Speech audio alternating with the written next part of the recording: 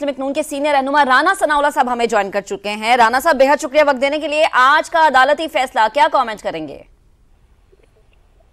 जी देखें, ये जो फैसला है वो अक्सरीती फैसला है और उस फैसले को बिल्कुल हुकूमत जो है वो सुप्रीम कोर्ट का एक फैसला जो आइन और कानून के मुताबिक है उसे गवर्नमेंट जो है वो तस्लीम करती है, तस्लीम करेगी। बाकी उसके ऊपर कमेंट जो है वो किया जा सकता है कि इस फैसले की रूह से यानी जो पिटीशन थी सुन्नी इत्तेहाद काउंसिल की कि हमें सीटें दी जाएं, वो दरखास्तें तो खारिज हो गई हैं और तहरीक इंसाफ को जो रिलीफ दिया गया है वो रिलीफ इन दरखास्तों में मांगा ही नहीं गया था। तो ये एक ऐसा डिसीजन है कि जो रिलीफ ज़ेरे बहस नहीं था, जो मांगा नहीं गया था, जिसके ऊपर कोई कंटेस्ट नहीं हुआ, तो वो रिलीफ जो है वो इस अक्सरीती फैसले की रूह से दिया गया है। इसको हमारी लीगल टीम जो है वो इसका जायजा ले रही है और उसके बाद इसका फैसला किया जाएगा कि क्या रिव्यू पिटीशन जो है वो इसके ऊपर बनती है या नहीं बनती। और अगर लीगल टीम इस नतीजे पे पहुंची कि इसकी रिव्यू पिटीशन होनी चाहिए कि जो रिलीफ मांगा ही नहीं किसी ने, जो पिटीशन जो है वो सामने ज़ेरे तजवीज़ ही नहीं थी, जिसके ऊपर कोई बहस नहीं हुई, जिसके ऊपर कोई आर्गूमेंट नहीं हुआ, तो वो रिलीफ जो है वो दिया गया है। तो ये एक नुक्ता ऐसा है जो कि आईनी तौर पे इसके ऊपर फैसला होने के बाद फिर फैसला किया जाएगा कि रिव्यू पिटीशन में जाया जाए या ना जाया जाए। तो राना साहब, आपके तज्ज़िये को सामने रखें तो यकीनी तौर पे ये नतीजा ख़ास किया जा सकता है कि जो आईनी बहरान असेंबली में मौजूद था वो स्टिल अभी मौजूद है, लेकिन इस फैसले के बाद हुकूमत यकीनी तौर पर 2/3 अक्सरियत से ज़रूर महरूम हो गई है। राना साहब देखिए, 2/3 अक्सरियत तो खैर हमारी पहले भी नहीं थी। ये जो मखसूस सीटें इलेक्शन कमीशन ने अलॉट की थी, जो कि बाद में सस्पेंड हो गई फौरन ही, तो उनकी वजह से 2/3 अक्सरियत जो है वो बन सकती थी।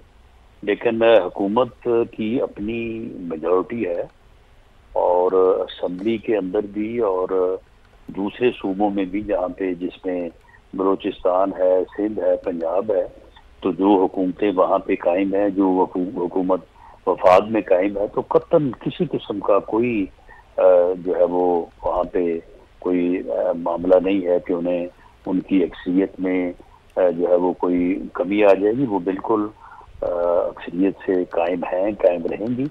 बाकी 2/3 मेजॉरिटी का मामला है कि 2/3 मेजॉरिटी तो खैर हमारे पास पहले भी नहीं थी, लेकिन अगर ये सीटें, इनका फैसला जो इलेक्शन कमीशन ने किया या पेशावर हाई कोर्ट ने इलेक्शन कमीशन के फैसले से इत्तफाक किया, तो उस रूम से जो है वो 2/3 अक्सरियत बनती थी। लेकिन गवर्नमेंट्स के फॉर्म करने के लिए जो नंबर दरकार है, वो नंबर जो है वो तीनों सूबों और मरकज वफाक के पास पूरा है। सही, ठीक है।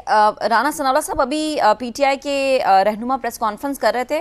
उन्होंने कहा कि हमारा अगला स्टेप फॉर्म 45 के हवाले से होगा, तो साथ ही साथ उन्होंने कहा कि ये हुकूमत फॉर्म 45 के तहत बनाई गई, हमारा मैंडेट वापस किया जाए और दोबारा इलेक्शन का तो सवाल ही पैदा नहीं होता। तो इन कमेंट से आपको क्या लगता है कि पीटीआई आगे का क्या स्टेप ले सकती है और इसके अगेंस्ट जो हमारी गवर्नमेंट है उसकी क्या तैयारी है? देखें जी, ये जो वो बात कर रहे हैं फॉर्म 45 और फॉर्म 47 की, तो जो आइन और कानून का तकाजा है वो इलेक्शन ट्रिब्यूनल में गए हुए हैं, वो वहाँ से फैसला लें। जो भी फैसला होगा, अगर वहाँ से उन सीटों के री इलेक्शन का फैसला आता है तो री इलेक्शन हो जाएगा। अगर वहाँ पे कोई अदरवाइज फैसला आता है तो वो फैसला जो है वो इम्प्लीमेंट हो जाएगा। हम बिल्कुल गवर्नमेंट जो है वो अदलिया के फैसलों या आइन और कानून के मुताबिक जो भी तरीक़ाकार है उसके ऊपर पूरी तरह से यकीन रखती है। और हमने तो उनको बारहा कहा है कि भाई आप जो है ये जो दूसरे मामलात में आप जो है वो सरगर्मियां दिखा रहे हैं, उस तरफ जाने की बजाय आप ट्रिब्यूनल में जाएं और जाके वहां से अपना हक हासिल करें। जो फैसला होगा उसको तस्लीम किया जाएगा। जी बिल्कुल ठीक है। रहनुमा नूर लीग राना सनाउल्लाह साहब अपना कीमती वक्त हमें दे रहे थे। आपका पेशावर हाई कोर्ट का फैसला जुजवी बहाल रखा गया है। पीटीआई को बतौर जमात मखसूस नशिस्तों के लिए ना गिनने की हद तक ऑर्डर कलअदम करार है, इख्तलाफी नोट में लिखा गया है। और इफ्तिखार अहमद साहब हमें ज्वाइन कर चुके हैं, सीनियर एनालिस्ट हैं। सर शुक्रिया अपना वक्त देने के लिए। आप क्या मुस्तकबिल का मंजरनामा क्या देख रहे हैं आप इस फैसला आने के बाद? इफ्तिखार अहमद साहब से भी बात करेंगे। सुप्रीम कोर्ट ने मखसूस नशिस्तों के केस का फैसला सुना दिया। इलेक्शन कमीशन ने 80 उम्मीदवारों का डाटा जमा कराया। सुप्रीम कोर्ट के फैसले के मुताबिक जिन 39 उम्मीदवारों की वाबस्तगी पीटीआई से दिखाई गई वो पीटीआई के ही कामयाब उम्मीदवार हैं। बाकी 41 उम्मीदवार भी 14 दिन में सर्टिफिकेट दे सकते हैं और वो इसी जमात के उम्मीदवार थे। मखसूस नशिस्तें पीटीआई का हक हैं। अक्सरियती फैसला सामने आ गया। सीनियर एंकर पर्सन और साफी इफ्तिखार अहमद साहब हमारे साथ मौजूद हैं, उनसे बात करेंगे। इफ्तिखार साहब, आप इस फैसले को किस तरह देखते हैं? मुस्तकबिल का सियासी मंजरनामा आप क्या देख रहे हैं इस फैसले के बाद? बात तो यह है कि पीटीआई एक सियासी जमात थी, है और रहेगी। ये सबको पता था और ये सबके इल्म में थी। मसला उनका ये था कि उनको बैट का निशान नहीं मिला। वो आज़ाद मुंतखब हो गए। आज़ाद मुंतखब होने वालों के पास 3 दिन में इस बात का पूरा हक था, कानूनी तौर पे, आईनी तौर पे, कि वो किसी सियासी जमात में शिरकत कर सकते हैं। उस वक्त पीटीआई एक पॉलिटिकल पार्टी थी, उसमें शामिल ना हो के ये सारे के सारी सिचुएशन क्रिएट होती है। अगर ये उसी वक्त पीटीआई में शामिल हो जाते तो कोई इशू ही नहीं था। और ये जो सारी डिबेट इस मुल्क में कई दिनों तक चली, और ये दिन भी बच जाते, ये वक्त भी बच जाता, और जो कन्फ्यूजन क्रिएट हुआ है ये भी ना होता। सही। तो इफ्तिखार साहब, आप जो कन्फ्यूजन क्रिएट हो रही है वो उसका क्या अब आगे हल होगा? बस आप कौन सा कंफ्यूजन क्रिएट हो गया? अब जैसे कि हमारे साथ माहिर कानून मौजूद थे, वो ये कह रहे थे कि होता ये है कि इलेक्शन से पहले ही लिस्टें जमा हो जाती हैं। ऐसी जो है पहले मिसाल नहीं देखी गई। ये शायद या पीटीआई को स्पेशल फेवर दिया गया है। ये बात भी गलत है। अच्छा, मैंने खुद कहा था अपना आशा के प्रोग्राम में कि जब बलूचिस्तान में ये सूरत पैदा हुई थी तो उस वक्त भी ये फैसला किया गया था, उन्होंने नहीं दी थी पहले लिस्ट, तो उनको दे दी गई थी। मैंने ये बहुत सिंपल सी नहीं, सबसे बड़ी सिंपल बात ये है, आप आजाद उम्मीदवार इलेक्ट हो गए, आपकी पार्टी एक मौजूद है पीटीआई जो कि बैन पार्टी नहीं थी, ठीक थी, आप उसी दिन उस पार्टी में शिरकत कर लेते। अभी भी तो उसी पार्टी में जाने को कहा गया ना, तो उसी वक्त कर लेते। तो ये सारा जो ये डिबेट चली जिसपे सारे मुल्क के लोगों को अपनी तरफ तवज्जो दिलाएगी, को इस फैसले का जो 8-5 का फैसला आया है, ना तो इससे चीनी की कीमत कम होगी, ना आटे की कीमत कम होगी, ना गवर्नेंस बेहतर होगी, कुछ भी नहीं होगा। इफ्तिखार साहब, लेकिन कता कलामी की माजरत, पीटीआई के सपोर्टर्स तो चले खुश हो जाएंगे ना, साथ रहेगा बैरिस्टर मुनीब फारूक हमें ज्वाइन कर चुके हैं। मुनीब, बेहद शुक्रिया वक्त देने के लिए।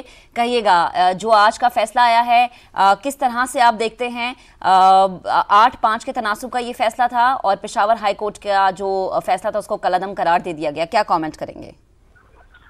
बहुत शुक्रिया। देखिए, इसके अंदर 2 पहलू हैं। एक तो ये कि जो फैसला पेशावर हाई कोर्ट ने दिया पहले या उससे पहले इलेक्शन कमीशन ने दिया, अब सिर्फ इसमें जो एक बात काबिल गौर है वो ये है कि बेशक ये बात दुरुस्त थी कि इलेक्शन कमीशन ऑफ पाकिस्तान का ये फैसला कि उन्होंने जो नशिस्तें सुन्नी इत्तेहाद काउंसिल या तहरीक इंसाफ को नहीं मिली वो उन्होंने बाकी जमातों में बांट दी। ये उनका अमल कानून से बाला तर नजर। मुनीब, कता कलामी की माजरत, साथ रहेगा।